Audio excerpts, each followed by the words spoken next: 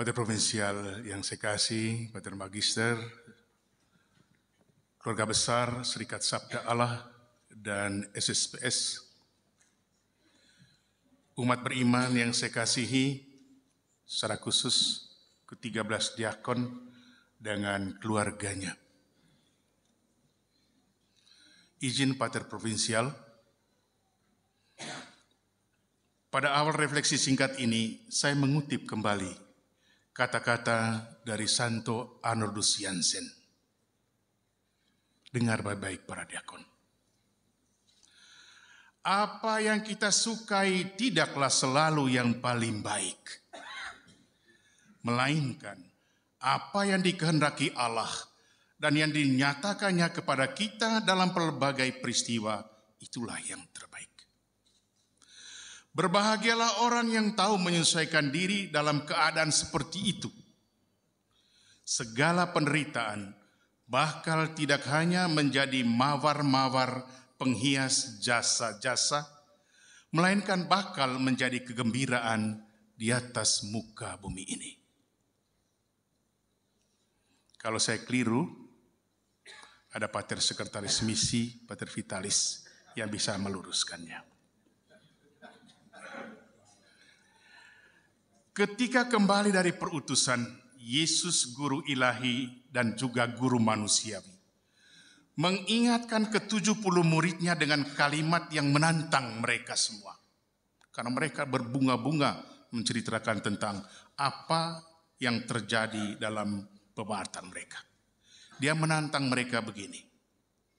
Namun demikian, janganlah kalian bersuka cita karena roh-roh itu takluk padamu. Tetapi bersukacitalah karena namamu ada terdaftar di sorga.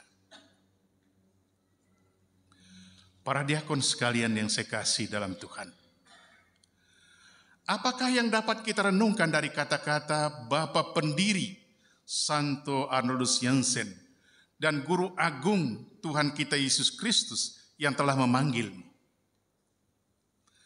Dari saat-saat ketika pertama kali kalian merasakan dan mendengar adanya suara Tuhan yang memanggil, hingga pada detik ini, kalian bisa saja melihat dan mengalami diri kalian sebagai pemenang, seperti para murid itu.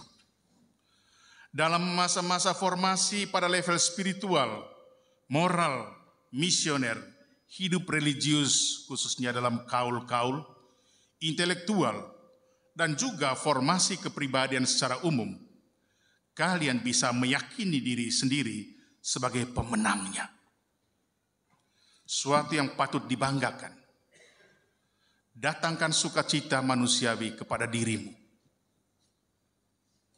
Tapi tidak hanya buat kalian ber-13, tetapi bahwa orang tua dan kaum keluargamu juga sungguh bersyukur. Saya ambil contoh saja. Misalnya Bapak Matius Tana dan Mama Ros yang sudah bertahun-tahun lamanya melayani para novis sebagai karyawan di kubu ini. Sejak tahun dan angkatan pertama para novis hingga hari ini. Mereka boleh bergembira bahwa anaknya Carlos akhirnya ditabiskan jadi imam Tuhan.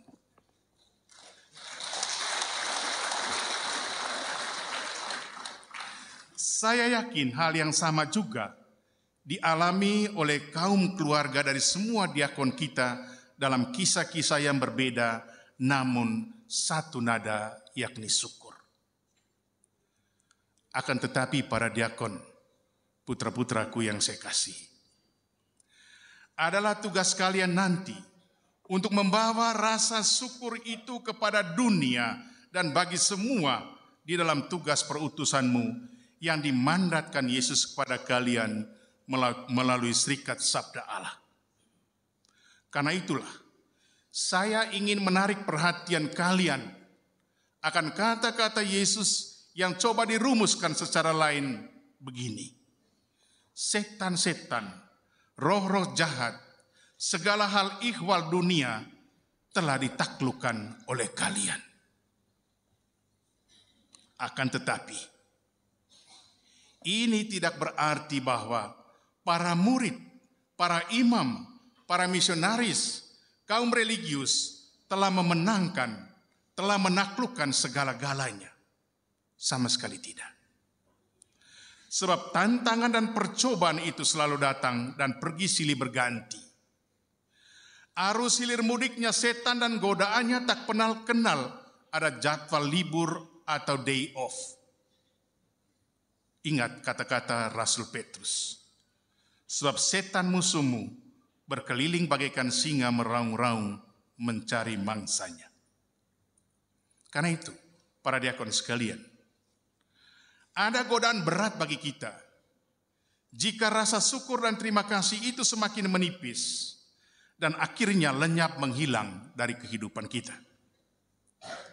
Kita akan merasa diri sebagai pemenang karena kekuatan dan kehebatan kita sendiri.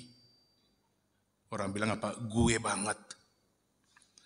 Tantangan untuk seorang murid Tuhan adalah keangkuhan dan kesombongan yang melihat diri sendiri sebagai sentral, sebagai pusat.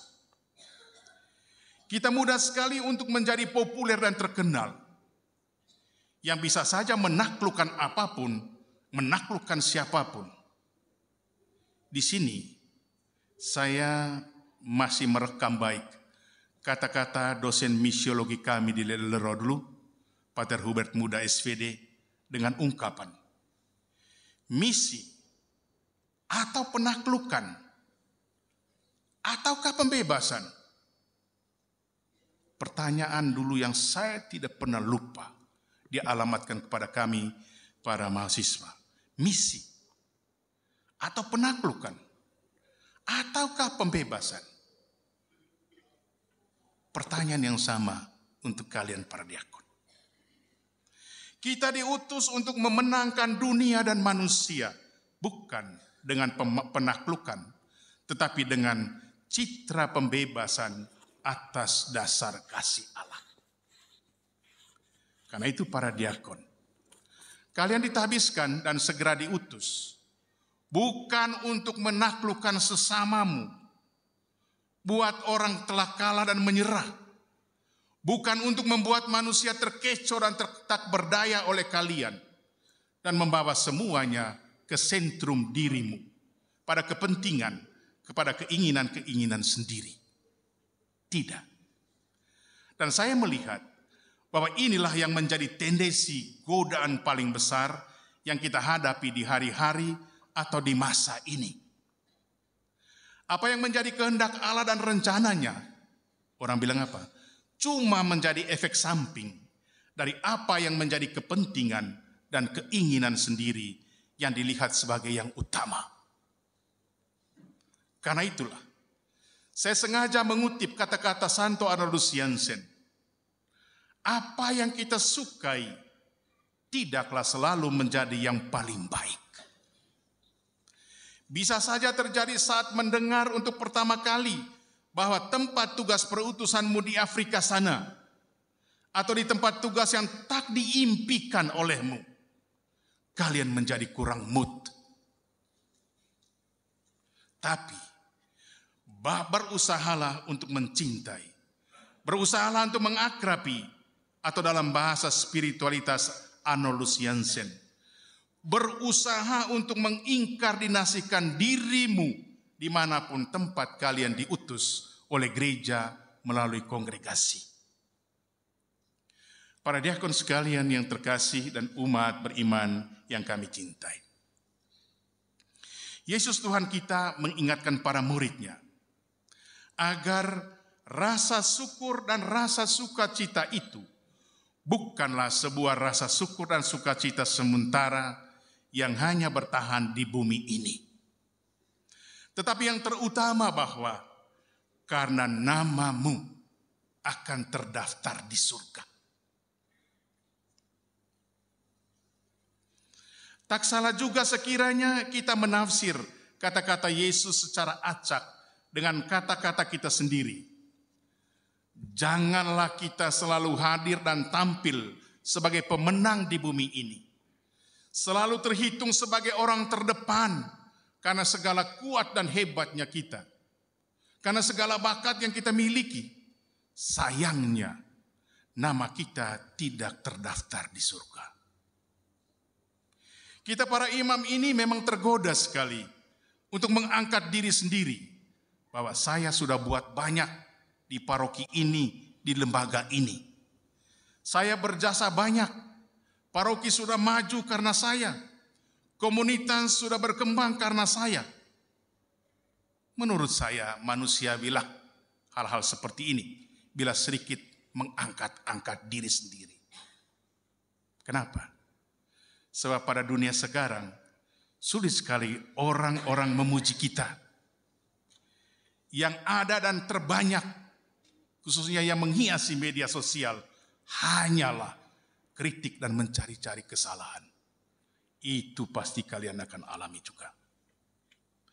Karena itu bagaimanapun juga saudara-saudaraku, anakku yang terkasih. Yang terpenting adalah usaha dan perjuangan kita agar nama kita terdaftar di surga. Apa yang kita hidupi, apa yang kita hayati, apa yang kita sikapi dan kita lakukan, apa yang kita perbuat di medan perutusan, semuanya ada hubungan dengan terdaftar nama kita di surga. Saya ingin mengatakan selanjutnya demikian, para diakon yang terkasih. Keinginan kita adalah tidak hanya bahwa namamu terdaftar di surga, tidak sebatas itu. Ya, tidak hanya namamu yang terdaftar di surga, tapi juga terutama karena cara hidupmu, karena sikap dan tindakanmu, karena tutur kata dan cara bersahabatmu dan berbahasamu, karena contoh teladan hidupmu, dan karena kesaksian hidupmu di dalam imamat, terutama imamat yang dihidupi dalam iman, harapan dan kasih sebagai altar Kristus, maka ada begitu banyak orang merindukan bahwa nama mereka juga terdaftar di surga. Itulah tugasmu. Bukan hanya berusaha agar namamu terdaftar di surga. Bawalah juga kerinduan begitu banyak umat yang kamu layani, agar nama mereka terdaftar di surga. Melalui seluruh teladan hidupmu sebagai imam, bawa dirimu, tutur bahasamu, cara pelayananmu, dan lain-lain. Saudara-saudaraku yang saya kasih dalam Tuhan, ada satu anekdot kecil mengakhiri renungan ini. 4 pastor paroki berkumpul untuk membanggakan jumlah pelayanan pastoral mereka masing-masing. Ada pastor paroki juga di sini. Pastor A mengatakan, selama ini saya sudah membaptis 3.000 lebih anak di paroki saya. 3.000 anak. Pastor paroki B mengatakan, selama ini saya sudah memimpin misa komuni pertama untuk 2.000-an lebih anak di paroki. Pastor C mengatakan, selama ini saya sudah memimpin misa pemberkatan nikah lebih dari ratusan pasang nikah. Maka Pastor D dengan tenang dia berkata begini, saya bersyukur bahwa untuk pembaptisan di paroki saya ada diakon. Untuk misa komuni pertama dan berkat nikah masih ada 2 imam rekan saya. Tetapi yang namanya untuk upacara pemakaman, baik di rumah, di gereja, maupun di pemakaman umum, di halaman rumah, itu biasanya saya sendiri yang mesti pimpin. Misa pemakaman, dia sendiri. Berkat nikah, ada pastor. Pembaptisan, ada diakon. Dengan sedikit heran, pastor paroki A, B, C bertanya, hai teman, kenapa seperti itu loh? Sedikit agak sombong, tapi enak. Pastor paroki D melanjutkan. Begini teman-teman, sebelum peti itu ditutup dengan tanah dan dicor dalam makam, saya omong kepada yang meninggal, saya katakan begini, Saudara, sampaikan salam saya kepada Bapak Rasul Petrus yang pegang kunci kerajaan surga. Belum. Sebut saja nama saya, maka dengan segera pintu surga bakal terbuka untukmu. Karena namaku sudah terdaftar di surga. Ingat, namamu terdaftar di surga. Nanti penjelasan tentang anekdot ini, Pater Provinsial dan Pater Magister yang menjelaskan. Kepada umat sekalian, terutama kepada anak-anak kami, para diakon, bapak keluarga, bapak mama keluarga, tetaplah menjadi pendukung dan pendoa bagi anak-anak kita, para diakon ini.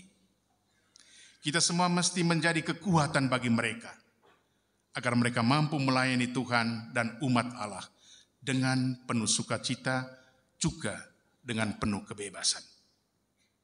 Di akhir dari renungan ini saya mengutip kembali kata-kata Santo Arnold Luciansen. Jangan iri, Pater Provinsial. Para misionaris adalah duta-duta cinta ilahi. Mereka harus memperlihatkan karya agung Allah dan mendirikan kerajaan cinta di muka bumi ini. Tuhan memberkati kalian semua. Amin.